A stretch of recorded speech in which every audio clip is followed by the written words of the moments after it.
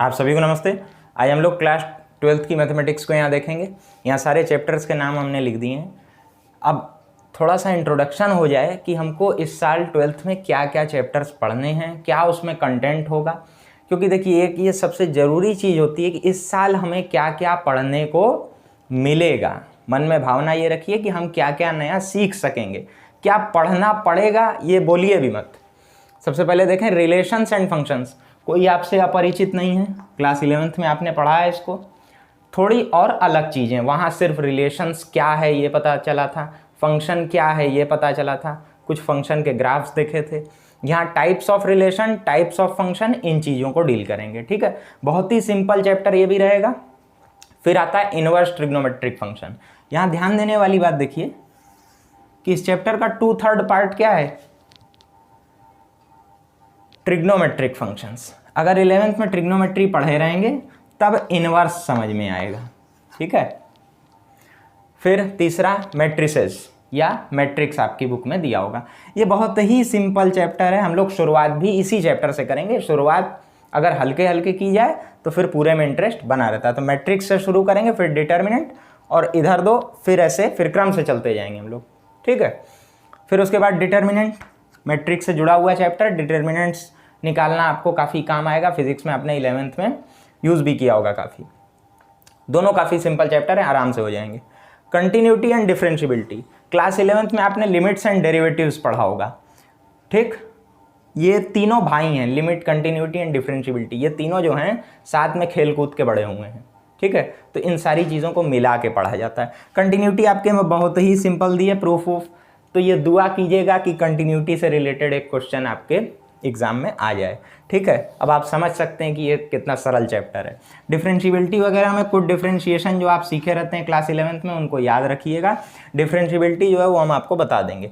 Application of derivatives, एकदम ध्यान से देखो, ये जो चैप्टर है ना, एप्लीकेशन ऑफ डेरिवेटिव्स, मेरी नज़र में क्लास 11th और 12th की पूरी मैथ्स मिला दो तो सबसे प्यारा, सबसे खूबसूरत चैप्टर यही है, एप्लीकेशन ऑफ डेरिवेटिव्स। बशर्ते आपको ये इंटरेस्ट के साथ पढ़ाया भी जाए तो आपको ज़बरदस्त इंटरेस्ट आएगा इस चैप्टर में, और बहुत मज़ा आएगा जब इस चैप्टर की बारी आएगी। देखिएगा, सरल भी है, इंटरेस्टिंग भी है। इंटीग्रेशन, ये थोड़ा सा भारी चैप्टर है, टाइम टेकिंग है और ज़रा खर्च करना पड़ेगा।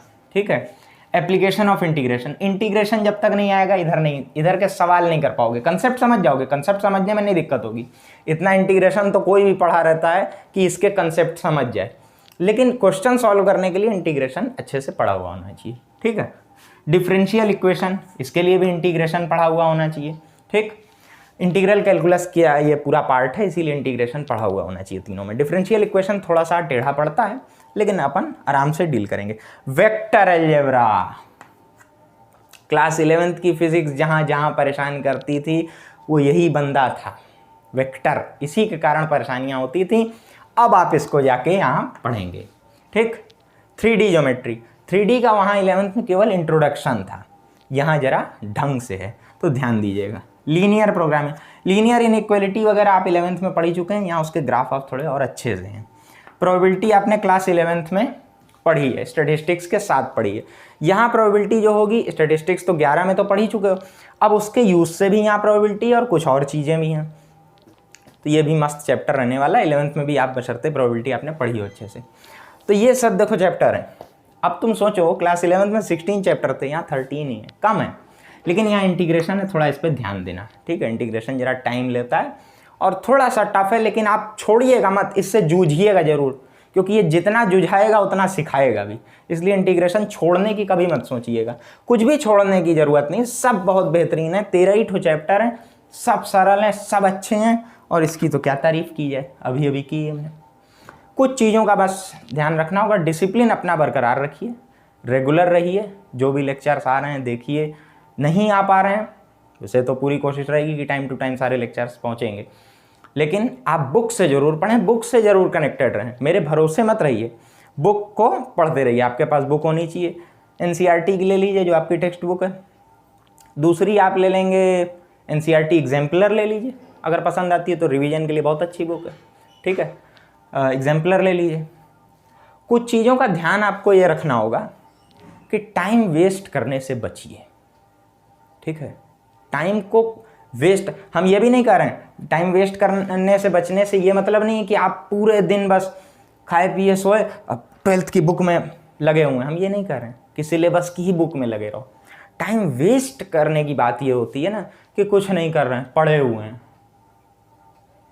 और दादी गर्मी बहुत है ना, ये मत करिए, ये इस तरह की चीज़ें मत करिए। गर्मी है, बहुत गर्मी लग रही, पढ़ते नहीं बन रहा है, फिर ठंड आएगी, बरसात आएगी, ठंड आएगी, अरे बहुत ठंडा है यार, कंबल से निकलते नहीं बन रहा है। बारिश में अरे ये सब इतने बढ़िया मौसम में पकौड़ा खाया जाता है, पढ़ाई की जाती, तो ऐसे तो कभी पढ़ाई नहीं हो सकती ना। गर्मी में गर्मी लगेगी, ठंड में ठंडा लगेगा तो कंबल में घुसे रहोगे, बारिश में पकौड़ा चाय का मन करेगा, तो पढ़ाई का तो नंबर कभी नहीं आ पाएगा। सीज़न तो सब आते रहेंगे, मौज तो सब जगह होती रहेगी। टाइम वेस्ट करने की बात ये होती है कि निरर्थक चीज़ें कर रहे हैं जिनका कोई मतलब नहीं है, पड़े हुए हैं, अपना बतिया रहे हैं किसी से, घर में कितनी टाइल्स लगी है वो गिन रहे हैं, तो इसका क्या मतलब है? तुमसे कौन पूछने जा रहा है तुम्हारे घर में कितनी टाइल्स लगी है? ये सब क्यों करते हो अजीब अजीब का? इसको करो, ये कुछ काम देगा, है कि नहीं? बात ये होती टाइम, हम ये थोड़ी करें खाली यही पढ़ो। न्यूज़ पढ़ सकते हो तुम, न्यूज़पेपर पढ़ो, टीवी पे न्यूज़ देखो ढंग की, ठीक है। कुछ और यूट्यूब पे ही कुछ और चीज़ें सर्च करो। छुट्टियां चल रही, कुछ नया सीखो। कुछ नहीं सीख सकते, मम्मी के पास अपनी जाओ, आज हम दाल चावल बनाना सीखेंगे, आज हम खिचड़ी बनाना सीखेंगे, आज हमें रोटी बेलना सिखाओ। खाली एक ठो मैगी बनाना आता है का? जिंदगी कट जाएगी मैगी बना बना के? भाई अपना पेट भरने लायक भोजन बनाना तो लड़का हो चाहे लड़की सबको आना चाहिए, वही सीखो, कुछ नया सीखो। वहाँ टाइम दो, जहाँ कूलर चला के ऐसे फैल के पड़े हुए हो, अरे जरा कमरे से निकल के देखो, कमरे से जरा अपने निकल के देखो कि किचन में एक महिला पसीने में भीगी हुई है और वो तुम्हारी माँ है, तो मदद क्यों नहीं करते? तुम भी सीखो, तुमको भी आएगा रोटी बनाना, अपना पेट भरना आएगा, सीखो। जरूरी नहीं है कि यही सिलेबस की, ये मैथ्स के सिलेबस की बुक कहीं तुमको यही काम देगी, ऐसा नहीं है। तुमको खाना बनाना भी तो काम देगा। इस बुक से पेट थोड़ी भर लोगे, बुक खाओगे, खाना ही ना खाओगे। वही सीखो, कुछ भी नया सीखो, लेकिन टाइम को वेस्ट मत करो। मेरे कहने का मतलब ये है, एक एक मिनट, एक एक क्षण तुम्हारे लिए बहुत इंपॉर्टेंट है। एक काम हो गया, तुरंत दिमाग इस पर नहीं जाना चाहिए कि अब हम चलें लेटें, अब आराम करें, बहुत काम कर लिए। क्या कोई काम बाकी है मेरे पास? अगर है तो तुरंत हम उसको करें, उससे छुट्टी पाएँ, फिर सोचेंगे आराम की बात। सारे काम हो गए, और क्या किया जा सकता है? हम एक्स्ट्रा क्या कर सकते हैं? ये तो मेरे टारगेट्स थे कि आज एक दिन में मुझे इतना इतना करना है ना? और कोई ज़रूरत नहीं है टारगेट्स को किसी को बताने की। आज हम 2 चैप्टर ख़त्म करेंगे, फ़ोन करके बात हो रही है, हाँ कितना 3 चैप्टर हो गया, अरे हमारे तो 4 हो गए। बतियाने की कोई ज़रूरत नहीं है, क्योंकि जो बोलेगा वो कर नहीं सकता, और जो करेगा उसको बोलने की ज़रूरत नहीं है। ये साफ बात है एकदम। जो बड़बड़ बोलते हैं वो करते नहीं हैं, उनको खाली ख्वाब में बड़बड़ होता है। जिनको करना होता है उनको बोलने की ज़रूरत नहीं, कर लिए, हो गया सब हमारे। हम करेंगे, ऐसा होगा, 3 चैप्टर एक दिन में कर लेंगे, ये कहो हमने कर लिया। काम करके फिर कहो छाती फुला के, हाँ हमने कर लिया, अब बताओ इस पे क्या डींग मारते हो? कहने को तो हम भी कर दें, 13 चैप्टर है, हम 3 दिन में ख़त्म कर देंगे, तो क्या हो जाएगा? क्या हम 30 दिन में ख़त्म कर दें और फिर कहें लो 30 दिन में ख़त्म कर दिया, तब ना कुछ बात है, ठीक। तो ये इंट्रोडक्शन की बात हुई। चैप्टर सब बहुत ईजी है, कोई मेरी बात से कोई प्रेशर लेने की ज़रूरत नहीं है। बहुत ठंडे ठंडे, बहुत शांत दिमाग से पढ़ाई की जाएगी, कोई दिक्कत नहीं है। बहुत सिंपल चैप्टर है। कुछ गलतियां अगर आपसे 11th में हुई हैं तो उसकी भी चिंता मत करिए, हम जैसे जैसे बताएंगे। बस अब इस बात का ध्यान रखिएगा कि जो जो टॉपिक्स हम कहें कि अब 11th से रिवाइज करके आओ, रिवाइज करके आइए। बुक होगी ना, जला नहीं ना दियोगे बुक, रिवाइज करके आओ, ठीक। फिर अब शुरू करते हैं। मैट्रिक्स का अगला लेक्चर आपको अभी थोड़ी देर में मिल जाएगा, ठीक है। फिर मिलते हैं अगले वीडियो में, फिर कुछ नया सीखेंगे, कुछ नया जानेंगे। तब तक के लिए आप सभी को धन्यवाद।